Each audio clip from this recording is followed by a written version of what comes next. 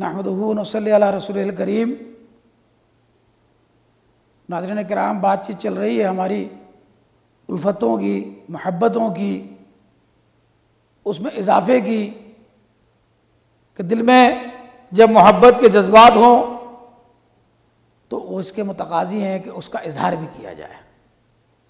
اگر میں کسی فرد کے لیے محبت اپنے دل میں رکھتا ہوں اور میں اس کا اظہار نہ کروں تو ظاہر ہے کہ پھر وہ ثمرات میں حاصل نہیں کر سکتا۔ محبت کے اظہار سے میرے دوستوں اور بھائیوں اور میری بہنوں تازگی رہتی ہے، پھولوں جیسی تازگی۔ ایک یہ سانسیں معطر رہتی ہیں، ایک تازگی کا احساس جس کے جسم کے اندر جو ہے وہ جاگزی رہتا ہے، تعلقات میں حرارت رہتی ہے، گرم جوشی رہتی ہے، اور باہم تعلقات مستحکم سے مستحکم ہوتے چلے جاتے ہیں۔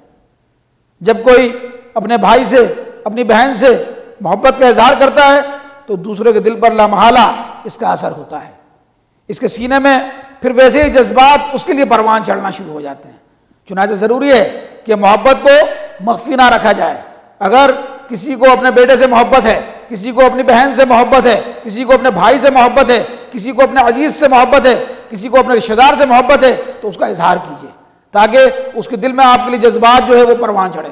نبی صلی اللہ علیہ وسلم نے فرمایا کہ جب کوئی اپنے بھائی سے محبت کرے تو اس کو چاہیے کہ وہ اس کو اس کی خبر کر دے کہ وہ اس سے محبت کرتا ہے۔ ترمذی کی حدیث ہے۔ ایک مرتبہ نبی کریم صلی اللہ علیہ وسلم کے سامنے سے ایک شخص گزرا۔ اس وقت آپ صلی اللہ علیہ وسلم کے پاس کچھ لوگ بیٹھے تھے، ان میں سے ایک شخص بولا کہ میں اس شخص سے محبت کرتا ہوں، میں اس شخص کو محبوب رکھتا ہوں۔ تو نبی کریم صلی اللہ علیہ وسلم نے دریافت فرمایا کیا تو یہ بات اس کے علم میں لے آیا؟ تو اس نے عرض کیا کہ نہیں نبی صلی اللہ علیہ وسلم۔ تو کہا کہ جا اور یہ بات اس کے علم میں لے آ۔ وہ شخص دوڑتا ہوا گیا اور جا کر اس شخص کو بتایا کہ میں تیرے لیے تجھ سے محبت کرتا ہوں۔ اس پر اس شخص نے جواب دیا کہ وہ ذات تجھ سے محبت کرے کہ جس کی رضا کی خاطر تو مجھ سے محبت کرتا ہے۔ عربی کا محاورہ مشہور ہے نا کہ حبک للہ، انا حبک للہ، میں تجھ سے اللہ کے لیے محبت کرتا ہوں۔ تو آئیے ہم بھی اللہ کی خاطر ایک دوسرے سے محبت کرنے والے بنیں، اور جس سے محبت کریں اس کے اوپر اس کا اظہار بھی کریں۔ اللہ سے دعا ہے کہ اللہ تعالیٰ ہماری ان محبتوں کو، ان چاہتوں کو اور ان نیتوں کو قبول فرمائے۔ وآخر دعوانا ان الحمد للہ رب العالمین۔